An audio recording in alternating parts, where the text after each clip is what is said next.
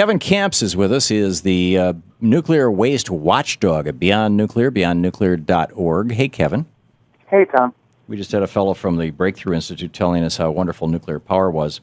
Actually, he was trying to.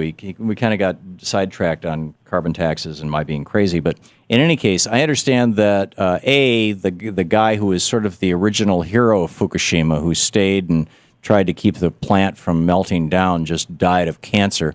And B, that some of the nuclear watchdogs in the Fukushima area in Japan are saying that there's just a naked leak of radiation into the ocean. Take your choice, whichever one you want to talk about first. Well, Yoshida, he did defy Tokyo Electric when they told him to stop cooling the melting down reactors with salt water because they wanted to preserve them for future commercial use, which was insane. They were so in denial. And he disregarded their orders, and he cooled as best he could the reactors with salt water. Unfortunately, he could not stop them from melting down. And, the devil's in the details as to how much radioactivity has gotten out. But that's the latest news that you're saying that's breaking is that, it looks like the New York Times reported just today, based on the Nuclear Regulatory Authority's chief spokesperson, that the leaks have been going on for 2 years into the ocean from Fukushima. Yikes.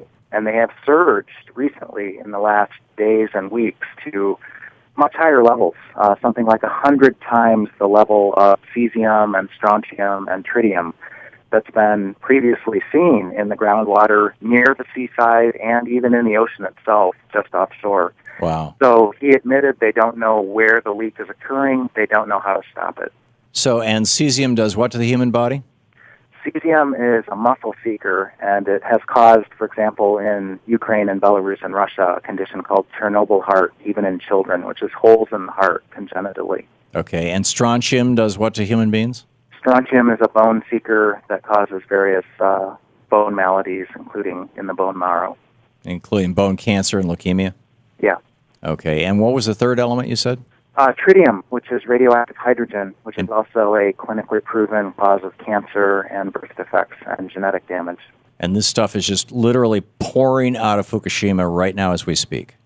They have like 100 tons or more of leakage into the basement levels of water, groundwater, on a regular basis, and that's where it's picking up its contamination and then leaking apparently into the ocean after that.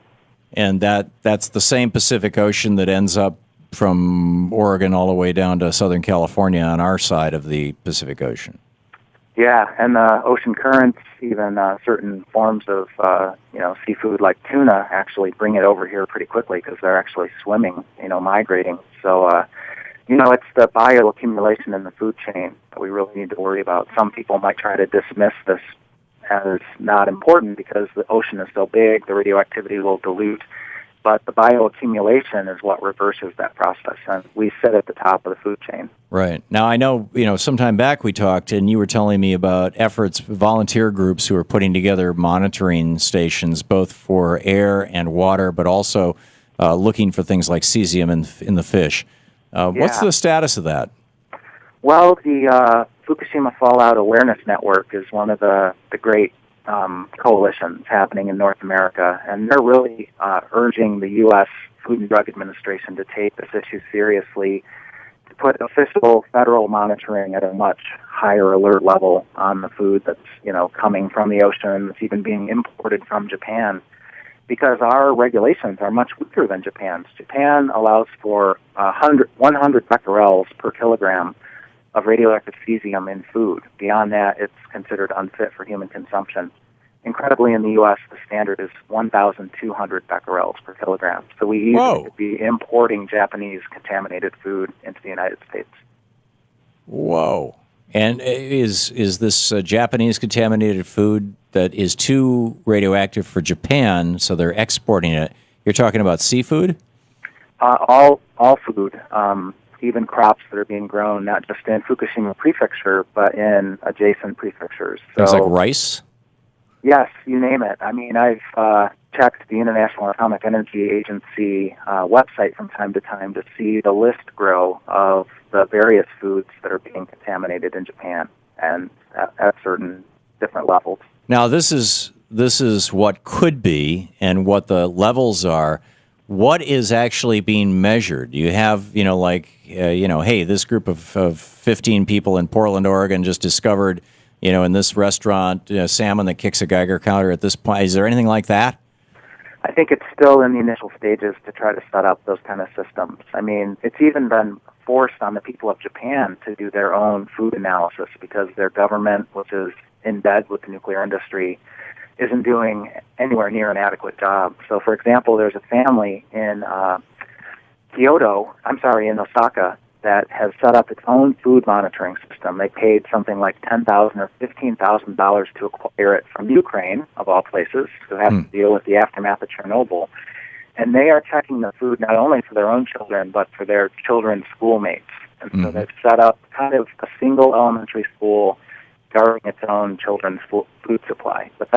And what are they finding? Well, I haven't heard recently, but they are on guard against their children eating any contaminated food above a certain level. Yeah, amazing. And that above the certain level, that's where the devil's in the details, because there is no safe level of radiation. That's right. Artificial radioactivity is harmful. Carries the risk of cancer. Period. No nukes. BeyondNuclear.org is the website. Kevin Kamps, the Nuclear Waste Watchdog. Thanks, Kevin. Okay, thank you, Tom. Always great talking to you. If you want more information, get over to BeyondNuclear.org. We'll be right back.